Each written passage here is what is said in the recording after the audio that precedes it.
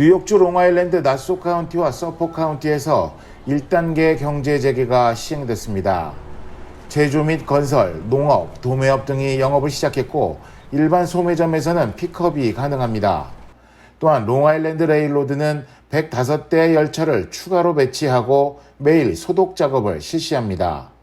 하지만 경제 재개가 시행된 첫날 카운티 내 주요 번화가는 한산하기만 합니다. More people have to come out and support the local businesses, support the restaurants, florists. 1단계 경제 재개가 시행되면서 해당 종사자뿐 아니라 소매점, 음식점을 운영하는 카운티 주민들은 영업을 재개할 본격적인 준비에 들어갔습니다.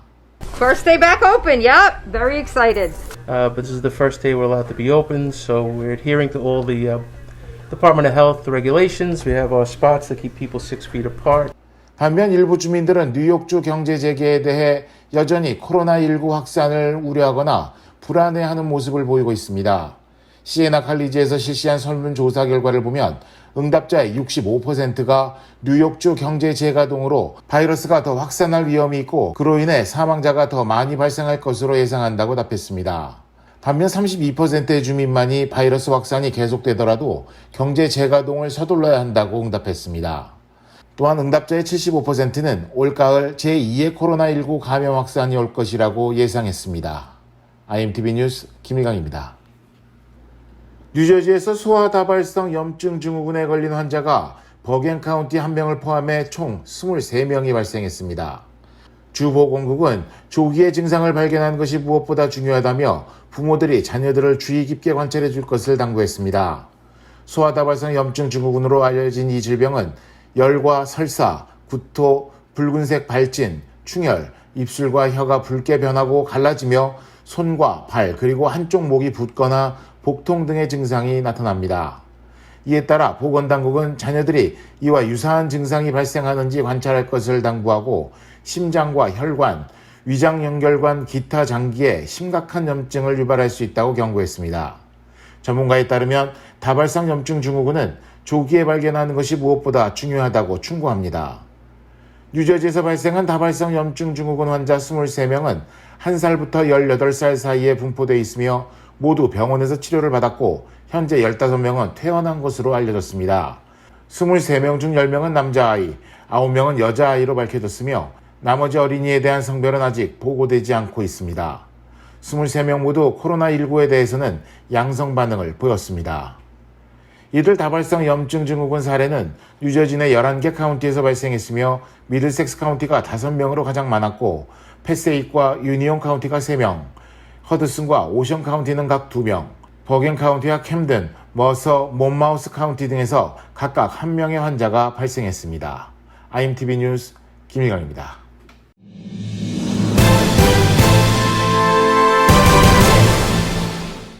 여러분 안녕하십니까? KBS 아메리칸 뉴스입니다.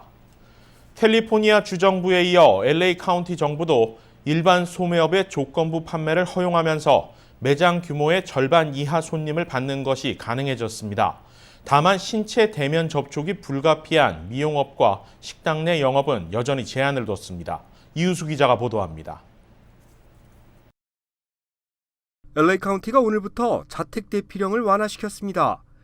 결국 주정부의 판단을 카운티 정부가 받아들인 겁니다. 오늘부터는 미용과 식당 등 근거리 대면 접촉이 필수인 업종을 제외하고는 매장 내 손님을 받을 수 있습니다.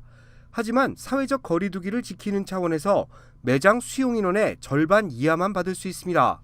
종교시설의 운영도 가능해집니다.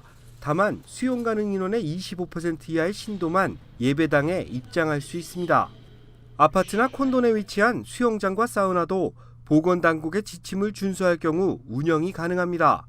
하지만 술집과 나이트클럽, 피트니스 센터와 영화관, 스포츠나 공연 등 대규모 인파가 모일 수 있는 시설은 여전히 입장이 제한됩니다. 머리와 손발을 관리할 수 있는 미용업계의 영업 역시 아직 제한을 받습니다. 이들 업종의 영업 재개는 시정부별 재량에 따라 추후에 허용될 방침입니다. 보건당국의 위생 지침이 완벽히 이행될 수 있다는 판단이 전제되어야 할 것으로 보입니다. 한편 개빈 뉴섬 주지사는 58개 카운티 중 47개 카운티가 코로나19 방역 기준을 충족하고 있다고 밝혔습니다. 주정부 차원에서 자택 대피령을 대폭 완화시킨 이유인데 LA시 등 일부 지역은 아직 신중한 판단이 필요하다는 입장입니다. KBS 뉴스 이우수입니다. 한국 정부가 6.25 한국전쟁에 참전한 애리조나주 원주민 나바호족에게 마스크 만장과 $5,000 상당의 식량을 지원했습니다. LA 총영사관은 메모리얼 연휴 기간이었던 지난 토요일 애리조나주 나바호족 자치 지역을 방문해 마스크 만장과 $5,000 상당의 식량 물품을 지원했습니다. 미국 원주민인 나바호족은 한국 전쟁 당시 800여 명이 참전했고 이 중 현재 생존해 있는 참전 용사는 130명 정도로 추산됩니다. 나바호족은 한국 전쟁 당시 해독이 어려운 부족 고유의 나바호를 사용해 암호 통신병으로 크게 활약했던 것으로 알려져 있습니다. LA 총영사관 측은 국가적인 차원에서 지난해부터 집중하고 있는 보훈 외교의 영역을 더 확대했다는 데 의미가 있다고 밝혔습니다. 앞서 지난 2016년에는 국가보훈처에서 나바호족 참전용사 35명에게 평화의 사도 메달을 수여하며 감사의 마음을 전한 바 있습니다.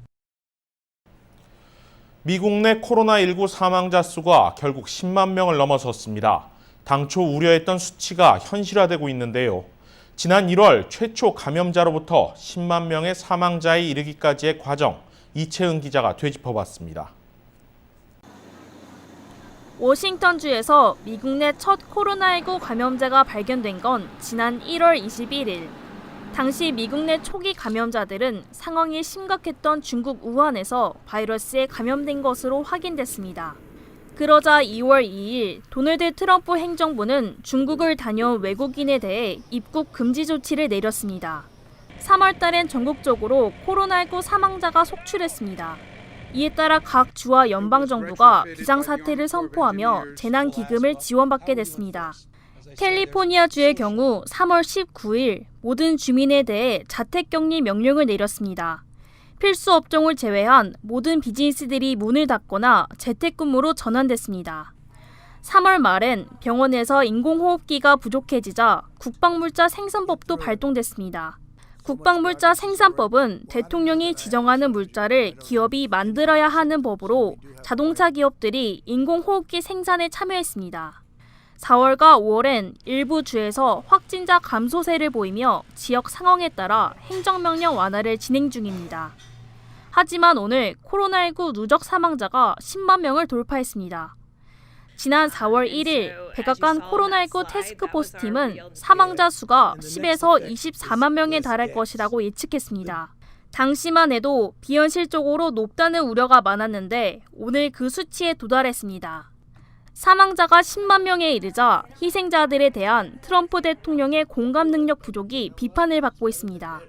트럼프 대통령은 자신이 일을 잘하지 못했다면 150만에서 200만 명이 목숨을 잃었을 것이라는 트윗을 올렸습니다.